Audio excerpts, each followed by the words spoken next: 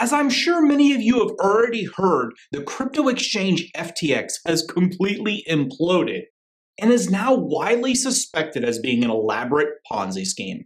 Zero on our investment in FTX International, zero on our investment FTX USA, zero on all assets which had disappeared from our accounts. I'm disappointed that we lost millions and millions of dollars. The one lesson that I am going to be applying, there is not a chance in hell I will ever put any crypto assets onto an unregulated broker-dealer exchange. I've debated over the past week on whether or not to make this video.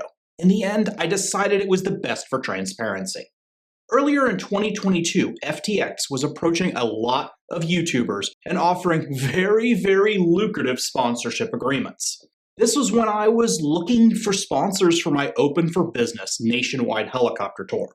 They contacted me to sponsor this tour and all of my associated videos.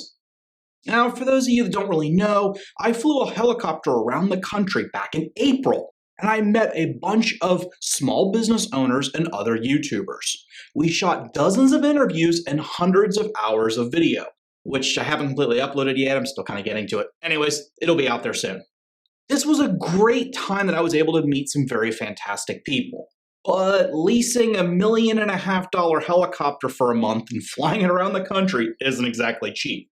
The FTX sponsorship money would have really helped with the budget significantly, but I opted to pass in the end.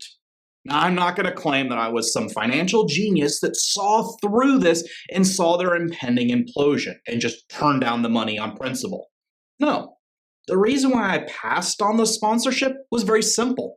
I didn't, and honestly still don't, know much about crypto, and that's not really something I cover on this channel. I do own a few Bitcoin, but since I bought them around the $40,000 value, this hasn't exactly been a very lucrative investment. I just felt it was wrong for me to take money from a sponsor and tout a company to you guys in my videos if I didn't believe in their product or, in this case, really understand it. I know many other YouTubers did take the sponsorship money, and some of them may have known it was a scam, but I also suspect that many of them thought it was a legitimate company.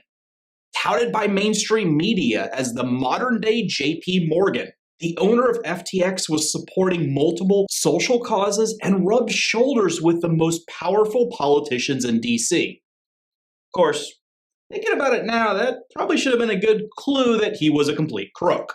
Some YouTubers did see through this BS, places like Crypto Tips and Scott Schaefer, but their channels kind of focus on those topics. I really don't.